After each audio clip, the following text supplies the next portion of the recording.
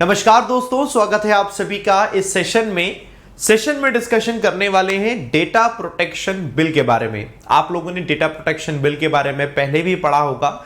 ये बिल 2019 में आया था, तब से लेकर अब तक ये बिल जो है एक्ट नहीं बन पाया और अब जो डिसीजन आया है वो ये है कि इस डेटा प्रोटेक्शन बिल को भी सरकार ने वापस ले लिया है।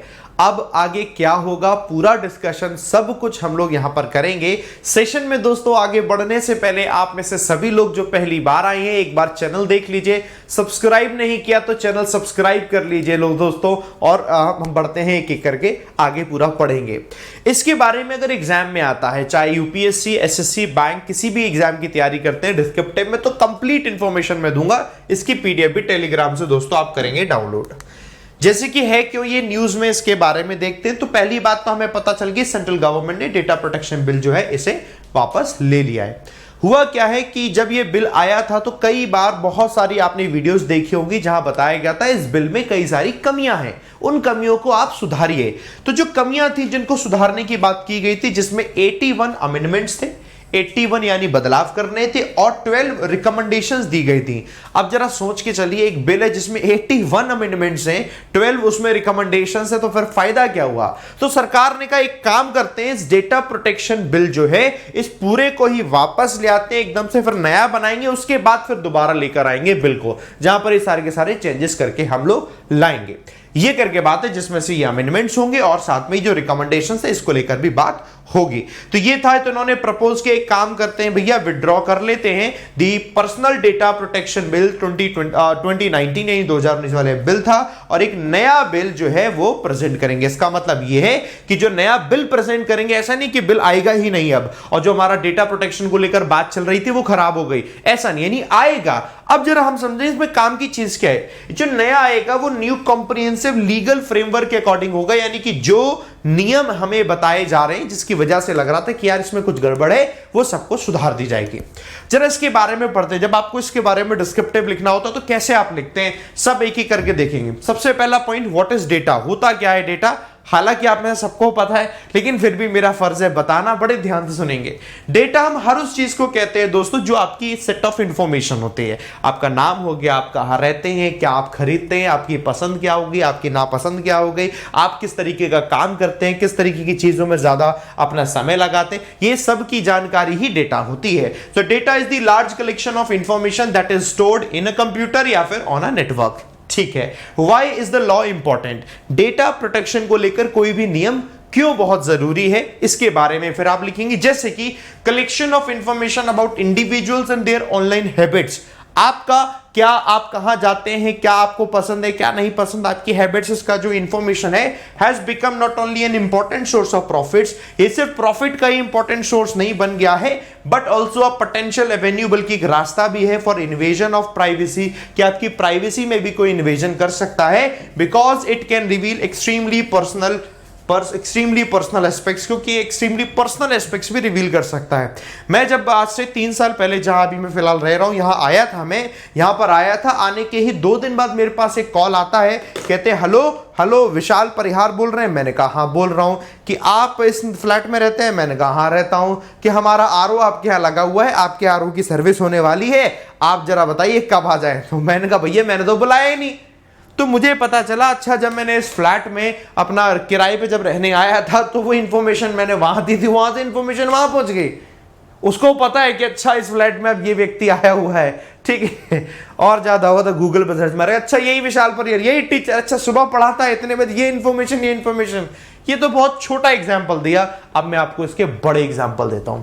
तो हमने देखा जैसे कि ये होता है, इससे कंपनीज क्या करती है, टारगेटेड एडवर्टाइजिंग करती है, जैसे उन्होंने मुझको किया कि भैया नए नए आए हो, पुराने जो रहते थे वो खराब हो गया, आपका आरओ ही खराब है, नया लगवाओ। उसमें 3 बड़े बड़े फिल्टर होते, तीनों खराब है, भाई साहब नए लगवाओ। आप भाई साहब को क्या पता, कहते भाई लगा दे, चल ठीक है ओके, कितने रुपए, कह 3000 रुपए हो गए भाई साहब, लाओ दो, है ना।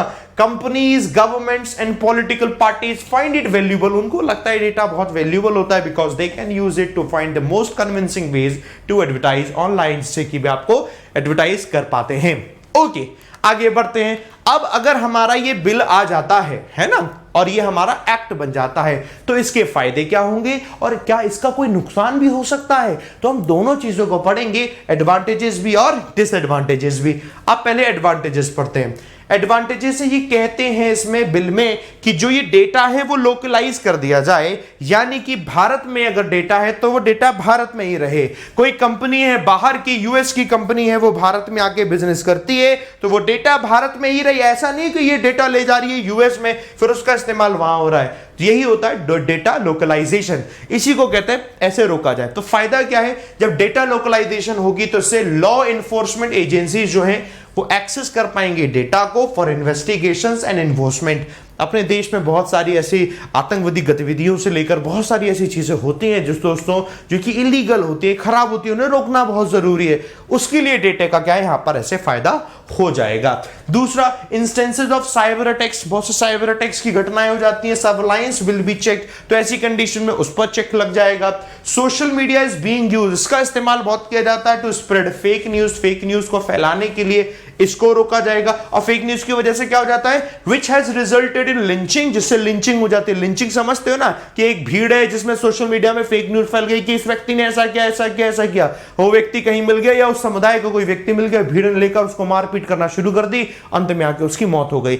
ऐसी घटनाएं बहुत देखने को मिलती हैं। नेशनल सिक्योरिटी थ्रेट वगैरह हो जाते हैं इन्हीं फेक न्यूज से। तो which can now be monitored, check and prevented in time, जिनको मॉनिटर किया जा सकता है, चेक किया जा सकता है और समय पर इन्हें रोका भी जा सकता है। ये है दोस्तों इसके advantages. Now come to the disadvantages. अब जरा आप सोच रहे होंगे बहुत सारे लोग कि सर डेटा प्रोटेक्शन बिल का जब एक्ट आ जाएगा तो इससे डिसएडवांटेजेस क्यों होंगे, इससे तो फायदा है, हमारा डेटा रुकेगा, हमारी प्राइवेसी बच के रहेगी, है ना। अब मैं डिसएडवांटेजेस बताता हूं।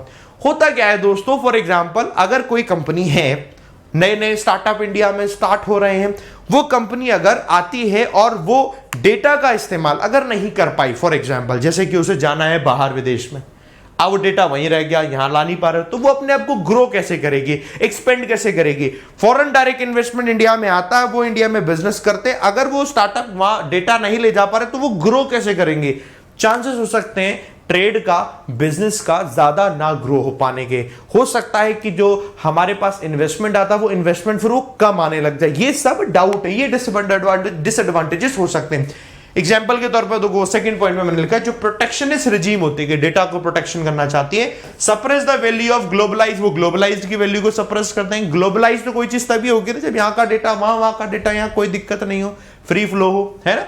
Competitive internet marketplace where cost and speed determine information flows, जितना पैसा खर्च करोगे उससे सबकी सारी चीजें मिलती जाएंगी, रेदर देन नेशनलिस्टिक बॉर्डर। ऐसा नहीं कि नेशन के अंदर में ही रखो सब कुछ, साथ में इट में backfire on the India's own young startups, जो इंडिया के खुद के यंग स्टार्टअप्स है उस पे रुकावट लग सकती है।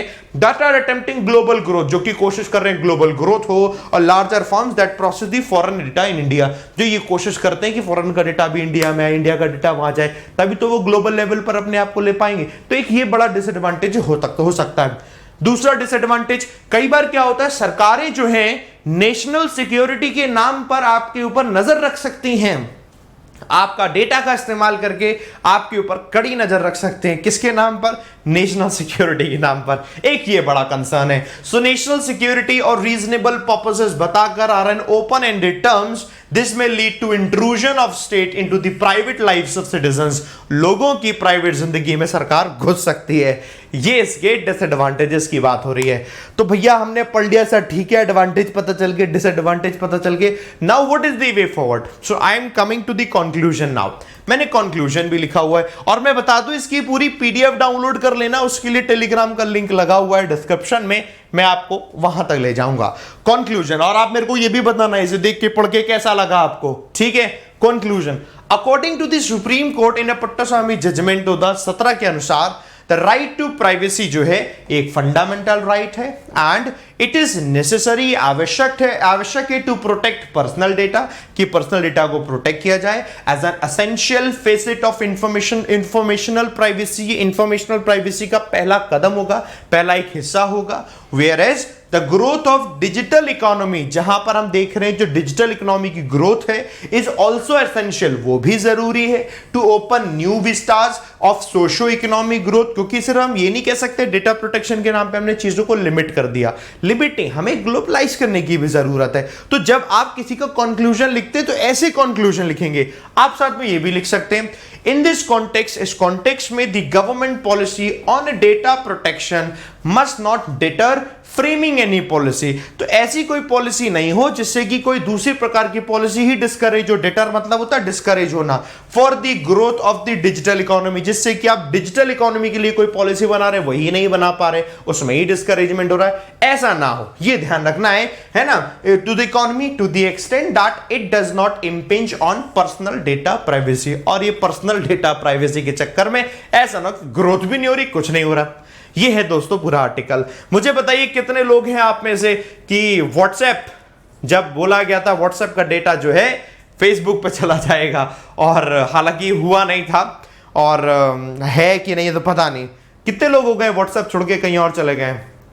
कौन सी ऐप का नाम था वो जो एलॉन मस्क ने कहा था? मेरे दिमाग से उतर रहा है, जरा बताना कमेंट बॉक्स पे कौन से, कितने लोग चले गए बताना, नहीं क्या होगा ना कोई।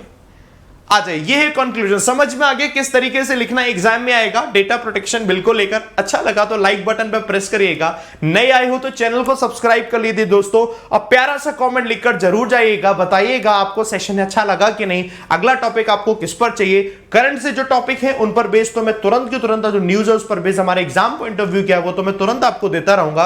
बाकी आप दोस्तों मुझे जरूर बताइएगा। इसके अलावा आप में से सभी लोग दोस्तों मुझे ज्वाइन करने के लिए नया मैंने एक टेलीग्राम चैनल बनाया है, यूपीएससी विद विशाल परिहार। इसमें अभी 969 सब्सक्राइबर्स जुड़ चुके हैं, अच्छी बात है, भी नया ही आप लोगों के लिए बनाया है। तो ये सिर्फ उन्हीं कैंडिडेट्स के लिए जो यूपीएससी डेडिकेटेड है, तो इसको आप दोस्तों जरूर ज्वाइन कर लीजिएगा। डिस्क्रिप्शन में लिंक लगा हुआ है, और इसकी मैं पूरी पीडीएफ भी उसी में लगा दूंगा, ताकि डिस्क्रिप्टिव आपके लिए बड़ा शानदार हो जाएगा। तो दोस्तों से कर लीजिएगा, बाकी डिस्क्रिप्शन में और प्लेलिस्ट भी लगी है बाकी इंपॉर्टेंट टॉपिक्स की।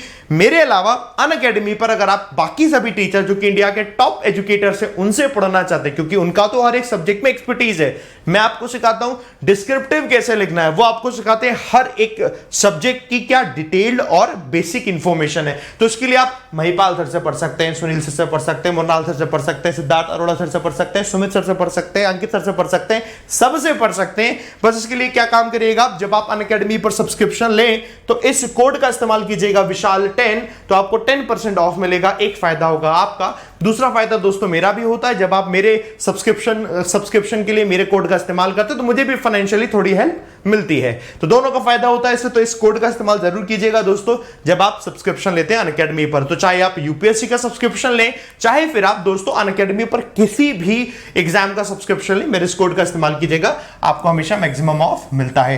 ये 20% देख के कंफ्यूज मत होना, अभी ऑफर चल रहा था तो पुरानी स्टाइल लगी 20% की, अभी फिलहाल 10% मिल रहा है डिस्काउंट, फायदा उठाइए दोस्तों। कोई दिक्कत समस्या है मुझे दोस्तों आप लोग जरूर बताइएगा। मिलते हैं अब आपसे हम अगली वीडियो में, तब तक के लिए bye bye, take care, love you all, जय हिंद, जय भारत।